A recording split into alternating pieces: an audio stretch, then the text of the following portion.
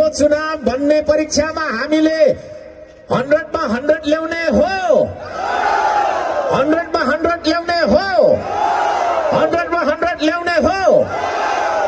100% तपाईको चाहिँ अंक ल्याएर हामी उत्तीर्ण हुनेछौं र हाम्रो भविष्य कोर्ने, यो देशको स्वाधीनतालाई बचाउने, यो देशमा उत्पादन र निर्माण गर्ने, यो देशलाई तपाईको चाहिँ यो देशलाई विश्व सामु सधैँभरि एउटा तपाईको चाहिँ राम्रो मुलुकको रूपमा बचाइराख्ने शक्तिलाई तपाईले जिताउनु पर्छ। चुनाव चिन्ह माटोलाई भोट हाल्नु होला। म सबैलाई त्यो भन्न चाहन्छु। धन्यवाद।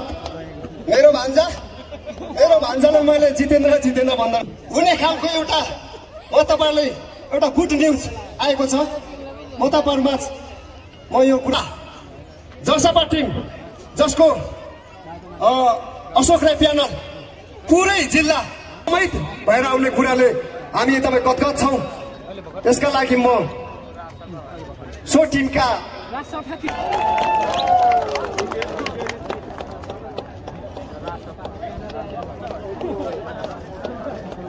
जसपाका जिल्ला उपाध्यक्ष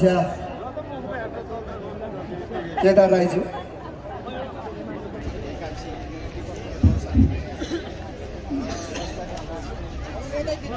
साम्पाङज्यू जो आजको यस कार्यक्रमका मुख्य आकर्षकको व्यक्तित्व हुनुहुन्छ, विशिष्ट अतिथिज्यूहरू, यहाँ पाल्नुहुने सम्पूर्ण पत्रकार मित्रहरू, आज हामीले एउटा सहेर आयौं। पञ्चायतले पनि सही काम नगरेकोले आफन्त र आफू पक्ष पोषण गर्ने आफ्नो कार्यकर्तालाई पोस्ने बाहेक अरू केही हुन सकेन। जेनजी आन्दोलन भयो। सो आन्दोलनबाट 27 घण्टामा यो देशको गठबन्धन सरकार सत्ताबाट च्युत हुन पुग्यो।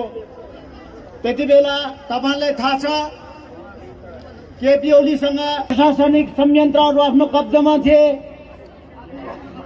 न्यायपालिका सम्पूर्ण आफ्नो कब्जामा थियो र पनि जेनजी आन्दोलनले 27 घण्टामा इतिहासले के भन्छ भने व्यक्तिले जतिसुकै ठुलो सम्झेर आफूलाई, जतिसुकै बलवान सम्झेर, जतिसुकै बुद्धिमानी सम्झेर, जतिसुकै धनवान सम्झेताहरूले कसैको पनि मन जित्न सकेको रहेनछ भन्ने त्यहाँबाट पुष्टि भयो।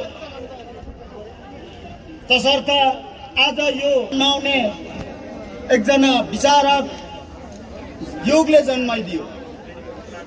यो युगको एउटा माग युरोपियन साम्राज्यवादीहरूले जरा गाडेर एकलौटी अफ्रिकी मुलुकमा शोषण गरेका थिए। त्यहाँका सम्पूर्ण राज्यका स्रोतहरू हनन गरेका थिए। तर